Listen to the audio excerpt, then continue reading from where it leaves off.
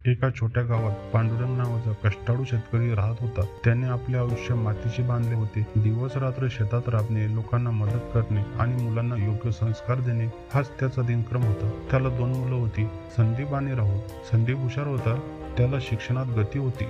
त्यामुळे पांडुरंगने त्याला शहरात शिक्षणासाठी पाठवले. संदीप अभ्यासात हुशार होता, पण शहरात राहून तिथली चमक-दमक, श्रीमंतीचे जीवन बघून त्याला भुरळ घालू लागले. काही वर्षातच त्याने स्वतःचा मोठा बिझनेस उभा केला आणि मोठ्या उद्योगपतींपैकी एक बनला. दुसरीकडे राहुलने वडिलांसोबत राहून शेतीची जबाबदारी उचलली. गावातल्या लोकांना तो नेहमी मदतीचा हात देत होता, त्यामुळे त्याच्यावर संपूर्ण गाव प्रेम करत होते. त्याचं जगणं चालू होतं, पण त्याच्या मनात माणुसकी आणि प्रेमाची श्रीमंती होती. संदीपला आता गावाच्या गोष्टीत फारसा रस नव्हता. त्याच्या मते गावकडच्या लोकांना जगाची ओळख नसते. त्याने वडिलांना अनेकदा सांगितले की गाव सोडून शहरात चला, पण पांडुरंगला त्याच्या मातीशी असलेले नातं तोडायचं नव्हतं. संदीप वर्षानुवर्ष गावाकडे येत नव्हता. एक दिवस राहुलने संदीपला फोन करून सांगितले की बाबाजी आता वय झाले आहे आणि त्यांची तब्येत ठीक नाही. पण संदीप नेहमीप्रमाणे काम चालू आहे म्हणून टाळाटाळ करायचा. एक दिवस पांडुरंगला जोरात छातीत दुखू लागली. गावात डॉक्टर होते, पण परिस्थिती गंभीर होती, त्यामुळे मोठ्या शहरात दवाखान्यात न्यावे लागणार होते. राहुलला हे कळत नव्हतं की इतक्या मोठ्या हॉस्पिटलचा खर्च तो कसा उचलणार. त्याने शेवटचा प्रयत्न म्हणून पुन्हा एकदा संदीपला फोन लावला. दादा,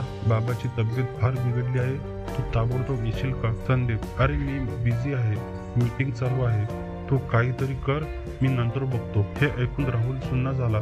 त्याने संदीपला पैशाची मदत मागण्याचे धाडसही केले नाही, पण त्याने हार मानली नाही. गावकऱ्यांना हे कळताच संपूर्ण गाव मदतीला धावून आले. कोणी पैसे दिले, कोणी गाडी दिली, कोणी रक्तदान करण्यासाठी पुढे आले.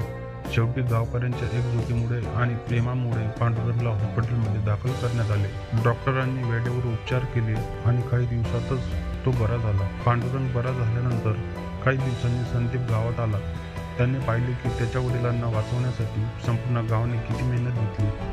ते पाहून त्याच्या मनात अपराधीपणाची भावना दाटून आली.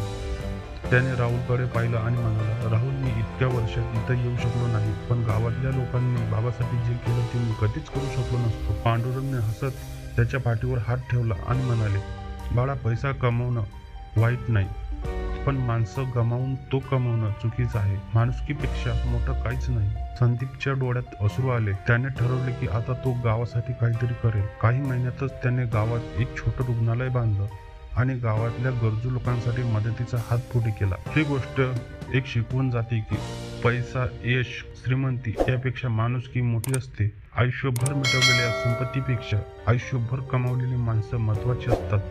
शेवटी माणुसकीपेक्षा मोठं काही नाही.